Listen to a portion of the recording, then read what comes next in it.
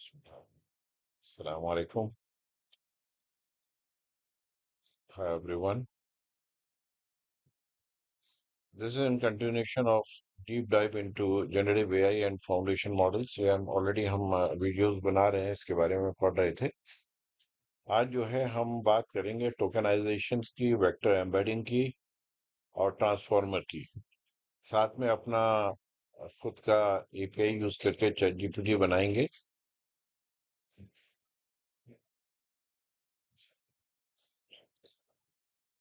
Basic intro to transformers. What power generative AI? What powers generative AI? Transformer architecture is the backbone of all the modern generative models. Introduced in 2017 by Google paper attention is all you need. ये paper जो है एक revolution लेके आया और basis बना chat GPT का. Although इसके अंदर जो है वो सब कुछ नहीं है, वो थोड़ा सा मॉडिफाइड है चैट जीपीटी का जो आर्किटेक्चर है. लेकिन मैं आप लोगों को दिखाता हूँ.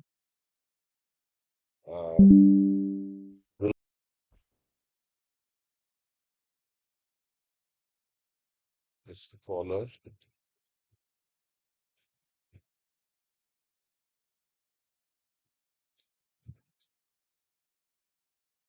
तो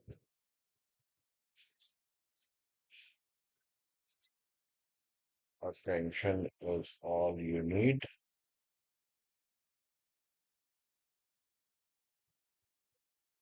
तो ये देखिए, ये गूगल कंपनी के लोग थे जिन्होंने ये बनाया था, लिखा था पेपर.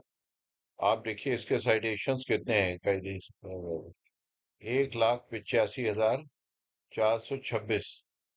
तो आप इमेजिन कर सकते हैं कि कितना पॉपुलर हुआ ये. और इसको अगर मान ली आपको डाउनलोड करना होगा पेपर.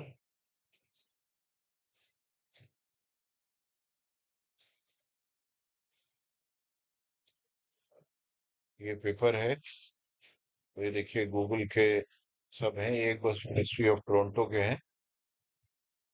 ये तकरीबन 15 पेज का पेपर है. और ये इन्होंने इसका आर्किटेक्चर दिया है. थोड़ा सा कॉम्प्लेक्स है, थोड़ा नहीं काफी कॉम्प्लेक्स है ट्रांसफार्मर का आर्किटेक्चर. तो लोग इसको समझने की डायरेक्टली कोशिश करते हैं, जिसकी वजह से बाद में उनका इंटरेस्ट जो है वो लूज हो जाता है. जब समझ में आता नहीं है तो उनका इंटरेस्ट नहीं रहता. और हर पेज जो है वो अपने आप में बहुत रिच इंफॉर्मेशन रखता है इसके अंदर.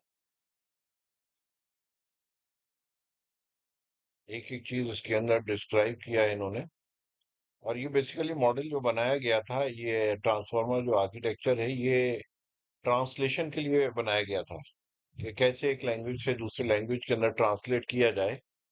लेकिन बाद में रियलाइज हुआ कि इससे तो बहुत सारी चीजें हो सकती हैं. और वो बेसिस बना चैट जीपीटी के बनने का. एग्जैक्टली सेम आर्किटेक्चर नहीं है, थोड़ा मॉडिफाइड आर्किटेक्चर के ऊपर बना है चैट जीपीटी, लेकिन फिर भी बेस हम कह सकते हैं यही है.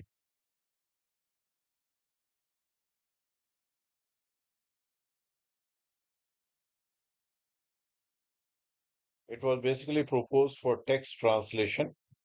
GPT architecture originated from this paper. It was not the same, but too much based on that. It was developed English text to German and French. इसमें जो कोशिश की गई थी कि इंग्लिश टेक्स्ट को फ्रेंच और जर्मन लैंग्वेज के अंदर किस तरीके से ऑटोमेटिकली चेंज किया जाए. तो हम जो है उससे पहले इस आर्किटेक्चर के ऊपर जाएं. ये हमारा आर्किटेक्चर जो है, ये मैंने उसको बड़ा सिंप्लीफाइड वे में बनाया है. आर्किटेक्चर जो है बेसिकली ये है, ये आर्किटेक्चर है उसका. और थोड़ा इसके अंदर आसानी से समझ में नहीं आता है. तो मैंने इसको इस फॉर्म में बनाया है कि कंटिन्यूअसली स्टेप बाय स्टेप, ताकि समझ में आ जाए. इसको समझने के लिए, क्योंकि हम यहाँ पर जो है वो यूज करते हैं, तो वर्ड्स यूज होगा टोकेनाइजेशन और हमारा वेक्टर एम्बेडिंग. तो इससे पहले हम इसके ऊपर जाएं, इन दोनों टर्म्स को हम अच्छी तरह समझ लेते हैं. तो हमारे लिए फिर ये पूरा समझना आसान हो जाएगा। जितने भी आप एआई के प्रोग्राम्स देखेंगे, उन सब के अंदर बस यही होता है और कुछ भी नहीं है। टोकेनाइजेशन होता है, टोकेनाइजेशन बाय एम्बेडिंग होता है, वेक्टर एम्बेडिंग होता है, वेक्टर एम्बेडिंग के बाद उसके बाद उसको हम सर्च करते हैं, सिमेंटिक सर्च बोलते हैं जिसको। सिमेंटिक सर्च भी बोलते हैं, सिमिलैरिटी सर्च भी बोलते हैं, जिसके अंदर सिनोनिम्स की बेसिस के ऊपर डेटा एक्सट्रैक्ट किया जाता है। Tokenization is the process of converting raw text into smaller units called tokens। जो हमारा सेंटेंस होता है उसको हम ब्रेक करते हैं वर्ड्स की फॉर्म में। अभी हम ये समझ लेते हैं कि वर्ड्स के अंदर हम ब्रेक करते हैं, ऑल्दो इन रियलिटी वर्ड्स नहीं होता, उसको और भी कुछ होता है, उसको अभी हम देख समझेंगे। Which are the building blocks that machine learning models, especially language models like transformers, can understand and process। Transformer जो है वो हमारी लैंग्वेज, जो कंप्यूटर है हमारी लैंग्वेज को नहीं समझता है, उसी तरीके से ट्रांसफार्मर आर्किटेक्चर कंप्यूटर की लैंग्वेज समझता है। तो यहाँ पर इसको क्या करते हैं, हम डिवाइड करते हैं सेंटेंस को टोकन्स के अंदर, यानी कि वर्ड्स के अंदर, और वर्ड्स को जो है वो समझता है, उसको कोडिंग करता है, उसको समझता है transformer. Why tokens tokenization is needed. Computers can't directly understand text like this is an example। They need numeric inputs। वो नंबर समझता है कंप्यूटर, कंप्यूटर ये कुछ नहीं समझता कि हम क्या लिख रहे हैं। Tokenization has break this text into manageable parts। अब हम क्या करते हैं कि पहले इसको दिस इज एन एग्जाम्पल, तो यहाँ पर क्या हुआ, दिस एक टोकन हुआ, इज एक टोकन हुआ, एन एक टोकन हुआ, एग्जाम्पल एक टोकन हुआ, और ये डॉट हमारा एक टोकन हुआ। Tokenization helps breaks this text into manageable parts, tokens, which can then be mapped to numbers IDs for the model to process। उसके बाद क्या करते हैं कि हम असाइन करते हैं इनको यूनिक नंबर। दिस को एक यूनिक नंबर असाइन कर दिया, इसको एक असाइन कर दिया, एन को कर दिया, एग्जाम्पल को कर दिया, और डॉट को कर दिया। कंप्यूटर नंबर को समझता है। जब एक यूनिक आईडी दे दी जाएगी, दिस को एक नंबर दे दिया जाएगा, फिर वो समझेगा, जैसे ही हम नंबर देंगे वो समझ जाएगा कि ये दिस है। Example, this is an example. अब जो टोकेनाइजेशन होता है वो अलग अलग जो हमारे ट्रांसफॉर्मर्स हैं, वो अलग अलग तरीके से, या अलग अलग मॉडल्स जो हैं जनरेटिव एआई के, वो अलग अलग तरीके से टोकेनाइजेशन करते हैं। तो वर्ड लेवल टोकेनाइजेशन होता है, जैसे हमने दिस इज एन एग्जाम्पल और ये डॉट, ये हमारे पास कितने टोकन्स हो गए, 5 टोकन्स हो गए। सब वर्ड, वर्ड को भी हमने क्या किया, डिवाइड कर दिया। T H, I S, I S, is, an, example, dot, ये सब वर्ड की बेसिस के ऊपर भी हम डिवाइड कर सकते हैं और छोटा कर सकते हैं उसको। कैरेक्टर लेवल, कैरेक्टर की बेसिस के ऊपर टोकेनाइजेशन हम कर सकते हैं।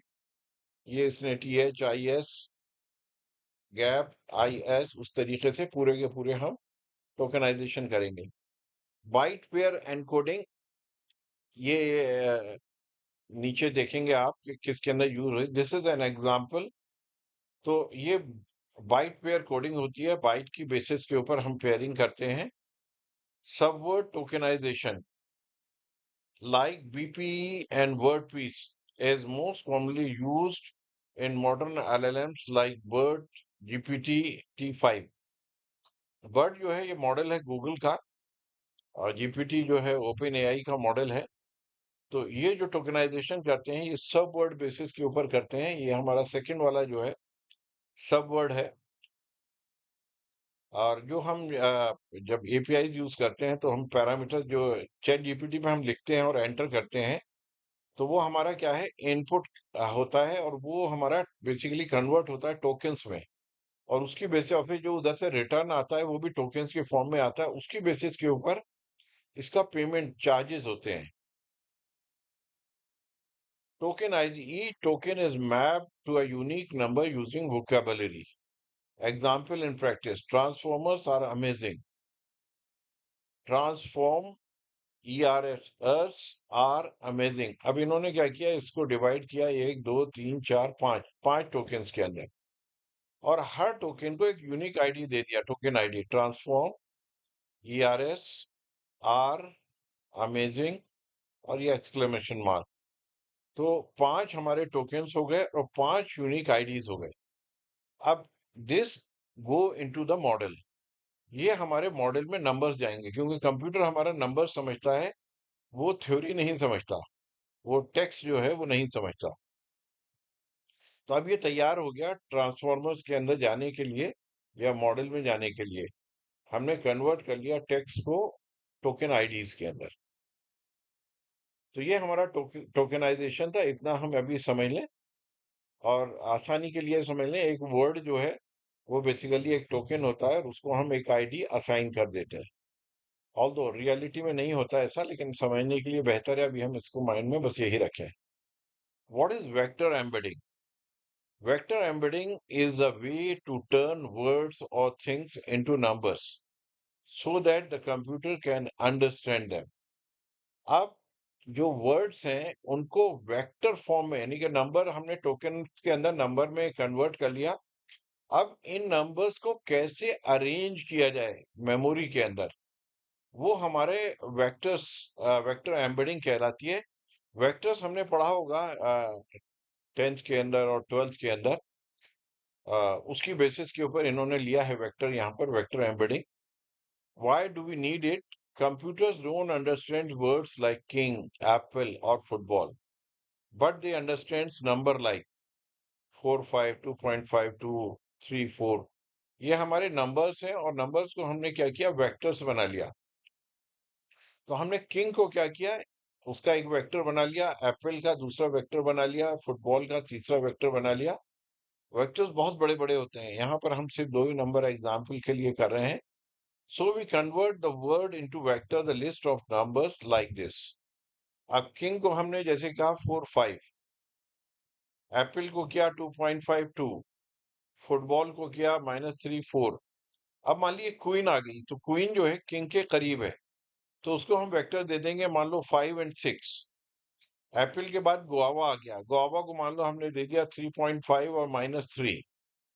तो क्या हो गया, मेमोरी स्पेस में जब आप ग्राफ चार्ट बनाएंगे, अगर मान लो हम 2 डायमेंशनल एरे लेते हैं, ग्राफ लेते हैं, उसके अंदर हमारे क्वाड्रेंट होते हैं, क्वाड्रेंट 1 2 3 4। तो क्वाड्रेंट 1 के अंदर पॉजिटिव वैल्यूज होती हैं, तो वहां पर ये जो पॉइंट्स होंगे ये करीब करीब होंगे। तो हमें क्या है कि रिलेशनशिप भी डिफाइन होता है इसके अंदर। वो ये जो पूरा का पूरा वेक्टर एम्बेडिंग बेस्ड है, ये न्यूरल नेटवर्क के ऊपर बेस्ड है। न्यूरल नेटवर्क जो है वो न्यूरल नेटवर्क हमारा ये करता है embedding. What's the point? Words with similar meaning can get similar vectors। अब जो सिमिलर मीनिंग हो गए हमारे, जिनके या जिनके अंदर आपस में स्ट्रांग रिलेशन है, वो उतने ही करीब होंगे हमारे वेक्टर के अंदर। जैसे king, man, queen are close together in the number space. अब ये करीब करीब होंगे क्योंकि इनका कुछ ना कुछ एक जैसा है। सारे के सारे क्या है कि आमतौर पे ह्यूमंस है, तो ये एक एक करीब करीब के अंदर इनके वेक्टर्स होंगे। उसी तरीके से apple, banana, orange are close together too, ये भी क्या होगा, करीब करीब होंगे वेक्टर्स के अंदर। Football, golf, tennis form another group, ये एक और ग्रुप हो गया। अब फिर इन ग्रुप्स के अंदर आपस के अंदर कॉम्बिनेशंस होते हैं, हंड्रेड्स ऑफ कॉम्बिनेशंस और हो सकते हैं। यानी कि हम इमेजिन नहीं कर सकते उस तरीके के इसके अंदर कॉम्बिनेशन, इतने कॉम्बिनेशंस होते हैं। अब यहाँ पर हमने क्या किया, जैसे एक 3D एग्जांपल ली, तो हमने और इसके अंदर नंबर ऐड किए 0.65 0.83 0.12। क्वीन को हमने क्या किया 0.66 0.84 0.13, एक एक यहाँ पर ऐड किया। उसी तरीके से एप्पल 0.21 0.55 0.71, इसको किया हमें 0.22 0.56 0.72। जब हम ग्राफ में इसको ड्रॉ करेंगे क्वाड्रेंट के अंदर, तो हम देखेंगे ये दोनों पॉइंट करीब करीब आएंगे और ये दोनों पॉइंट करीब करीब आएंगे। इससे पता लगता है कि इन दोनों के बीच में रिलेशन है, सिमिलैरिटी है। तो सिमिलैरिटी सर्च के अंदर जब हम चैट जीपीटी के अंदर सर्च करते हैं, तो क्या करता है कि वो एक ही वर्ड, जो हमारा गूगल का सर्च है वो तो है वर्ड की बेसिस, एग्जैक्ट सिंटेक्स बेसिस के ऊपर है। अगर हमने एक्स वाई जेड लिखा तो वो पूरे नेट के ऊपर ढूंढेगा एक्स वाई जेड एक साथ कहाँ पर लिखा हुआ है। लेकिन यहाँ पर नहीं, यहाँ पर अगर हमने मान लो गुआवा लिखा तो वो उसके साथ में एप्पल, ऑरेंज उसको भी सर्च कर लेगा। तो उससे जो सिमिलर वर्ड्स हैं वो भी सर्च कर लेगा और उनके अंदर सिमिलरिटी के अंदर कितना गैप है, जितना डिस्टेंस कम होगा वो उतना ही पीछे प्रोबेबिलिटी उसकी ज्यादा होगी, उसको उतना ही परसेंटेज ज्यादा मिलेगा, वो लेके आए। जैसे मान लो हमने एप्पल और ऑरेंज किया, एप्पल और ऑरेंज के अंदर बहुत क्लोजनेस है, तो हमने देखा 99% सिमिलैरिटी है। लेकिन अगर हम चले गए वेजिटेबल के ऊपर और उसके अंदर हमने कैरेट लिखा, तो कैरेट के अंदर सिमिलैरिटी जो आएगी वो आएगी हो सकता है 85%, जबकि एप्पल और ऑरेंज में सिमिलैरिटी आएगी 99%। तो ये वेक्टर से हमें पता लगता है। अब ये किस तरीके से स्टोर होता है, ये पूरा न्यूरल नेटवर्क जो है वो करता है इसको पूरा का पूरा वेक्टराइजेशन। वो एक कॉम्प्लेक्स प्रोसेस है, उसके अंदर अभी हम नहीं जाएंगे। King and queen are close together, apple and orange also close but far from the king. Embedding process, tokenize the text, text को हमने टोकेनाइजेशन किया। King is strong, look up embedding for each token. अब हमने हर token का embedding की, embedding identify किया। King का क्या किया कि उसके फर्स्ट लिए, उस तरीके से यहाँ सैकड़ों हो सकते हैं। जो देखिए 512 वेक्टर साइज इज 512। अब आप इमेजिन कर सकते हैं कितने बड़े बड़े वेक्टर साइज यहाँ पर मॉडल्स के अंदर यूज हो रहे हैं। These vectors are fed into neural network. अब हमने क्या किया, इस वेक्टर को न्यूरल नेटवर्क के अंदर, जो कि बेसिकली हमारा ट्रांसफॉर्मर है, उसके अंदर फीड कर दिया हमने। अब इसको समझने के लिए बहुत अच्छी एग्जांपल है। ये एक आईआईटी का स्टूडेंट है, उसके वहां से मैंने लिया है। किंग, मैन, वुमेन, उसके बाद Apple, banana, orange, football, golf, tennis. अब हमने इसको बहुत सिंपल वे में इसके वेक्टर्स बनाए, 4 5 3 3.5 5 3।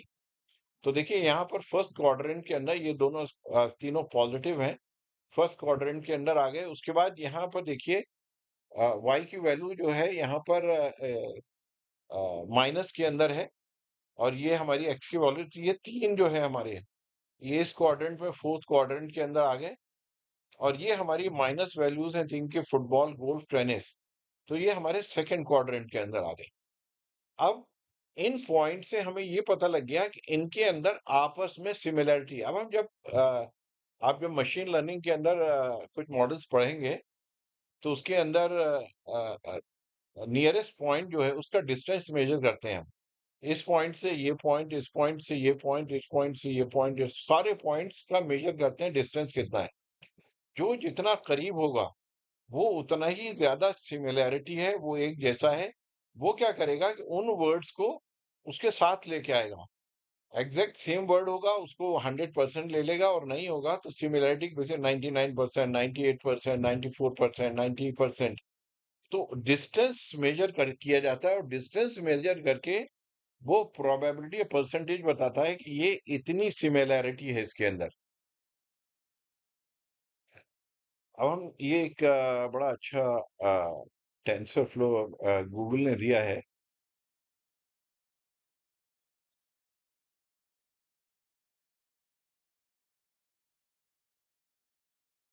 वेक्टर्स रिप्रेजेंटेशन है।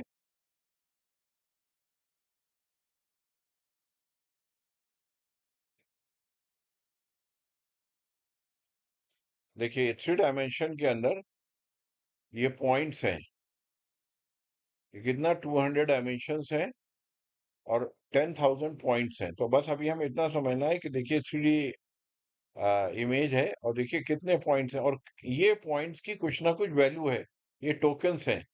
तो देखिए SQ, packet, infectious, elevation.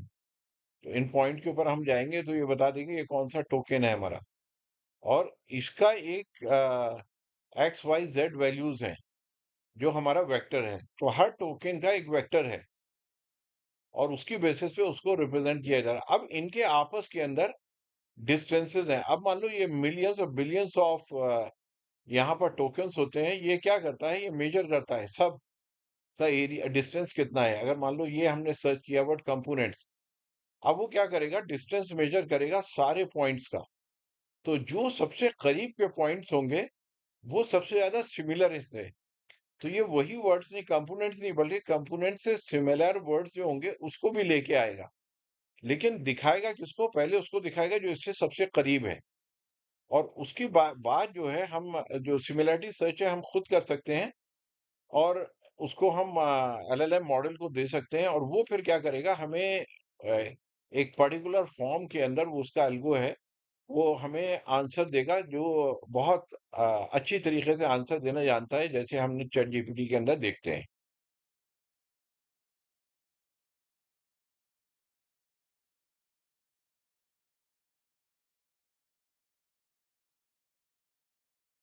Embedding use case कहाँ कहाँ हम एम्बेडिंग यूज कर सकते हैं, जहां पर हम डॉक्यूमेंट्स को मैच करना हो हम, तो सिमिलर एम्बेडिंग्स के हम सर्च करते हैं कर सकते हैं डॉक्यूमेंट्स को। उसी तरीके से लैंग्वेज के अंदर वर्ड्स हैं, सिमिलर वर्ड्स को हम सर्च करते हैं। कॉन्टेक्स्ट, एक चैट बॉट्स जो हमारे होते हैं वो सेंटेंस समझ जाता है ये पूछ रहा है, उस तरीके का कहीं भी आंसर होगा उस सेंटेंस से रिलेटेड वो ढूंढ लेगा उसको। वो सिमिलरिटी बेसिस के ऊपर होता है। Embed users and items in the same space, users और आइटम की, या ये यूजर आमतौर पे ये आइटम ज्यादा पसंद करता है। हमारे एज ग्रुप है, मान लीजिए 20 ईयर, 20 साल से लेकर 25 साल तक के यूजर्स जो है पर्टिकुलर आइटम ज्यादा पसंद करते हैं, कौन से आइटम पसंद करते हैं। तो इस सिमिलरिटी बेसिस के ऊपर हम सर्च करके आइडेंटिफाई करके आइटम्स को निकाल सकते हैं।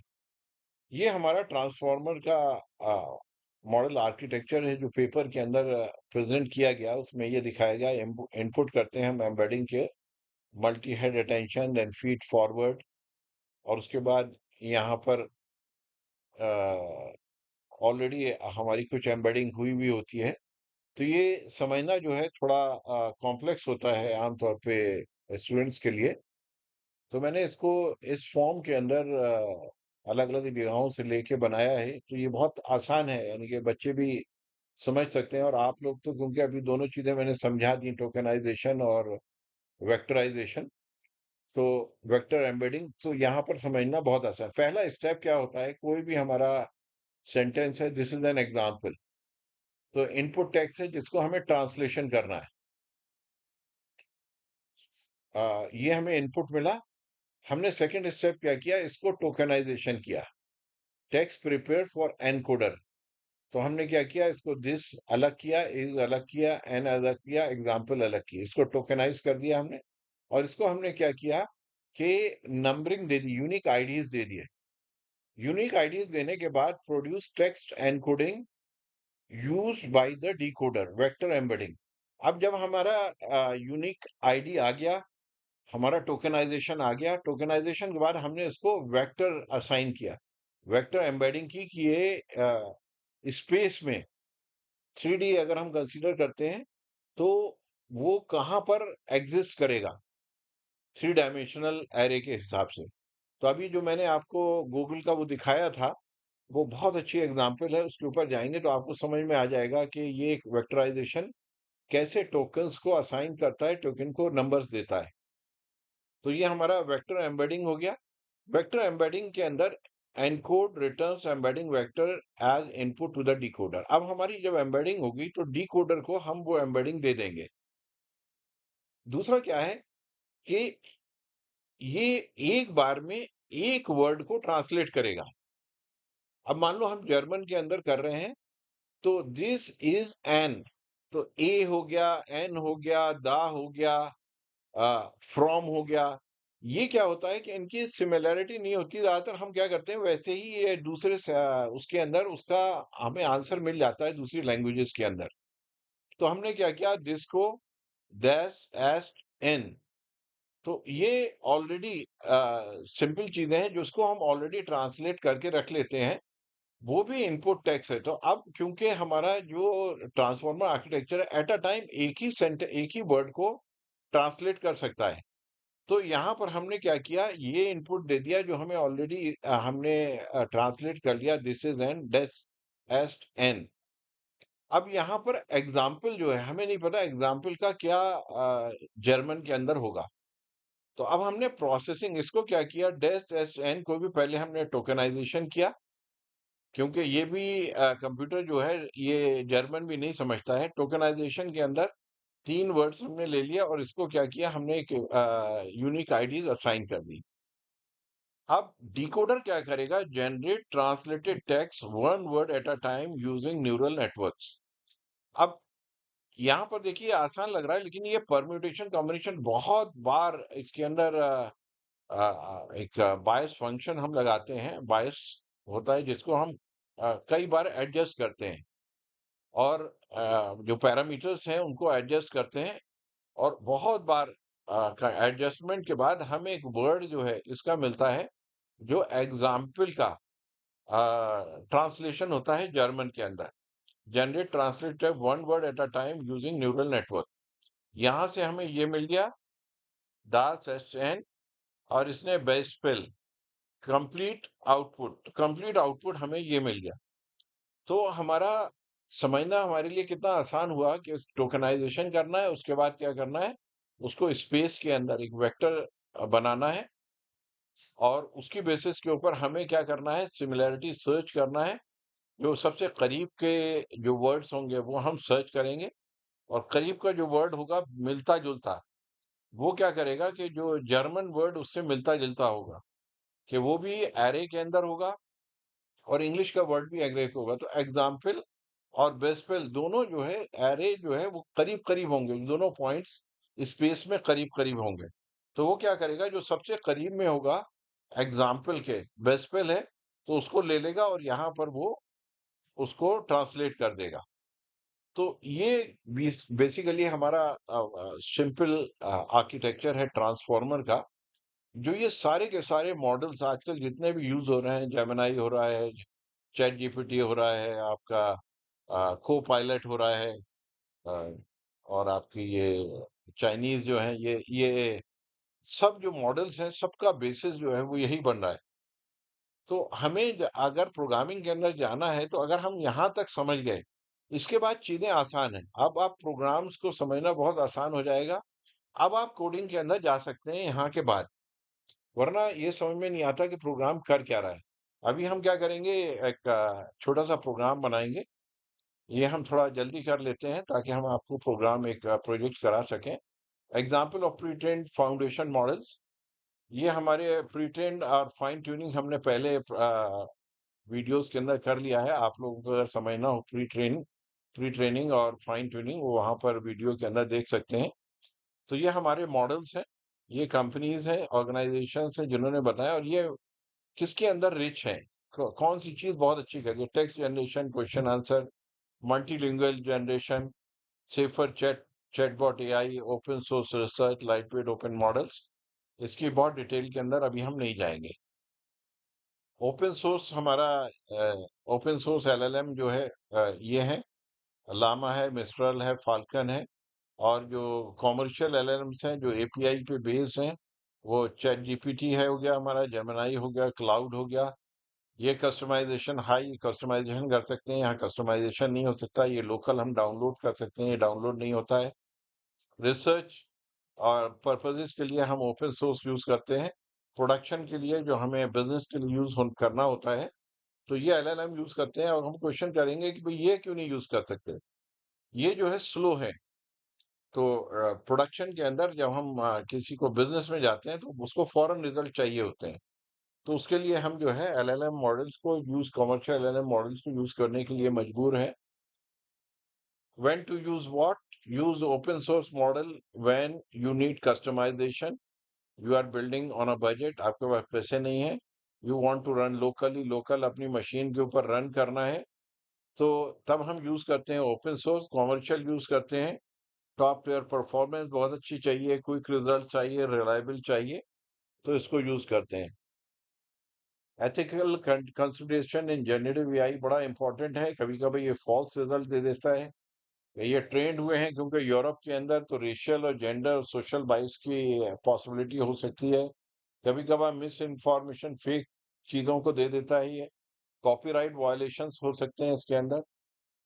Should AI generated art be allowed to compete in human art competition, ये एक डिबेट है। Responsible for AI guidelines best practice always disclose AI usage. अच्छा ये है जब भी अगर हम एआई का यूज करें तो बता दें लोगों को एआई यूज किया है। Use human in loop oversight, humans उसको जरूर कहीं ना कहीं चेक करें। सेंसिटिव डेटा उसके अंदर हम ना लें। रेगुलर ऑडिट्स जो है वो आउटपुट के बहुत जरूरी है। अगर आप यहाँ पर जाएंगे इस साइट के ऊपर तो इन्होंने बताया है कि किस तरीके से वो सेफ डेटा के अंदर सेफ्टी को मेजर कर रहे हैं। लाइव टू कंपैरिजन, ये सब एपीआई अवेलेबल है इनकी। Multi modal chat GPT multi modal है, जेमिनी थोड़ा बहुत हो गया है। क्लाउड जो है मल्टी मॉडल नहीं है। मल्टी मॉडल मतलब आप जो है वो ऑडियो इमेजेस वीडियोस ये सब चीजें डाल सकते हैं उसके अंदर और उससे रिजल्ट जनरेट कर सकते हैं। ओपन सोर्स नहीं है इसमें कोई भी।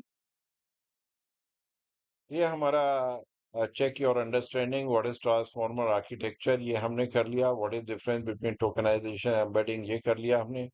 How is fine tuning different from pre training, ये हमने कर लिया लास्ट वीडियो के अंदर। How would you how would you use generative AI in your current role, discussion है ये रैपअप है हमने क्या क्या कर लिया इस मॉड्यूल के अंदर। Transformer revolutionise AI, tokenization, embedding are foundational. Pre-training, fine-tuning enables reuse. Ethics are non-negotiable in generative AI. Next हम prompt engineering and few shot learning लेंगे। वो हम नेक्स्ट उसके अंदर लेंगे। तो अभी हमें जल्दी से एक प्रोजेक्ट कर लेते हैं। ये हमारा प्रोजेक्ट है। इसके अंदर हम जेमिनाई यूज करेंगे, जेमिनाई की एपीआई, और उससे फिर कुछ भी पूछेंगे। तो सबसे पहले क्या करना है आपको कि कमांड प्रॉम्प्ट में जाके ये इंस्टॉल पाइथन होना चाहिए आपके। इसमें पाइथन के अंदर ये लाइब्रेरी इंस्टॉल करेंगे। कॉपी किया हमने, cmd,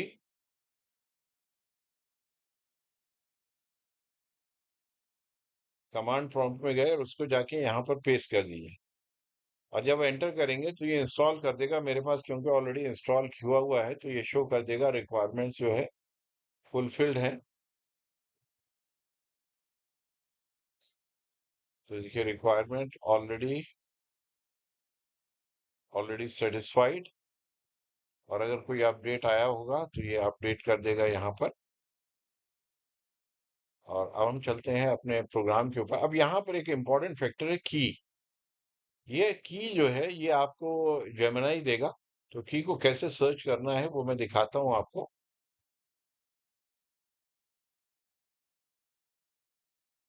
तो मैं यहाँ पर चलता हूँ, जेमिनाई एपीआई की,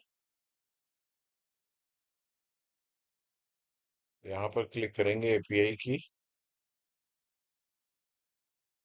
फिर आप go to Google AI studio जाएंगे। ऊपर देखेंगे यहाँ गेट एपीआई, यहाँ पर क्लिक करेंगे। फिर यहाँ पर आएंगे क्रिएट एपीआई की, यहाँ क्रिएट करेंगे। तो मैं क्रिएट करता हूँ, बाद में मैं उसको डिलीट कर दूंगा क्योंकि वो एक्सपोज हो जाएगा। तो मैंने यहाँ पर क्या किया, पहले मुझे एक प्रोजेक्ट जो है वो सेलेक्ट करना होगा। अगर मैं क्लिक करूंगा बाय डिफॉल्ट एक प्रोजेक्ट होता है ऑलरेडी। तो आप लोग वो प्रोजेक्ट सेलेक्ट कर लीजिएगा जो डिफॉल्ट प्रोजेक्ट दिया हुआ होगा। और मैंने यहाँ पर आई क्रिएट की एपीआई। ये देखिए एपीआई क्रिएट होगी, मैंने कॉपी की यहाँ से। और कॉपी करने के बाद यहाँ पर आया प्रोग्राम में और यहाँ की जगह मैंने इसको पेस्ट कर दिया।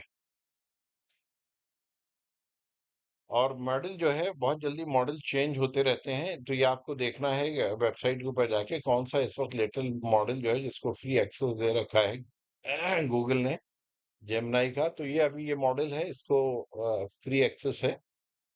तो इसके अंदर मान लो मैंने कहा tell me history of Jamia Millia Islamia.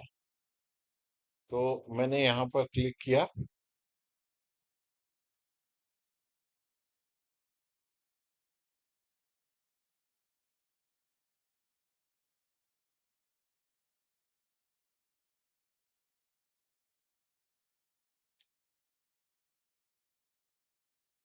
तो देखिए यहाँ पर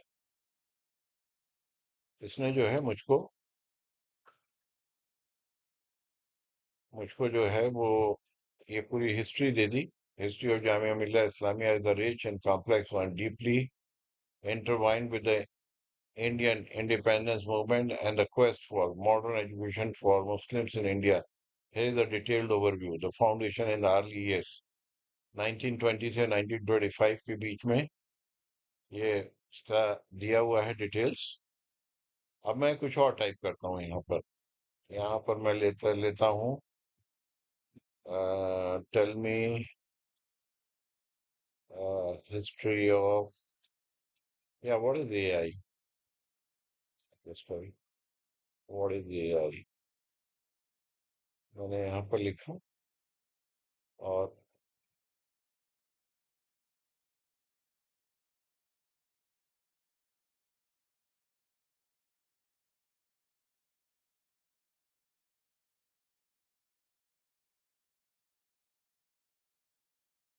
तो देखिए यहाँ पर इसने AI or the artificial intelligence is a broad field of computer science focused on creating machines that can perform tasks that typically require human intelligence।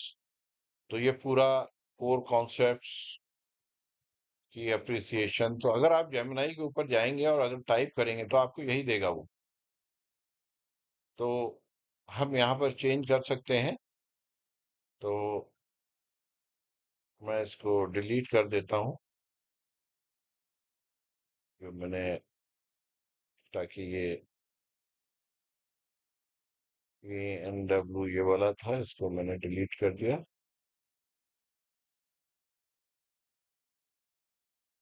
तो अब ये एक्सेस नहीं हो सकता, ये अब काम नहीं करेगी की।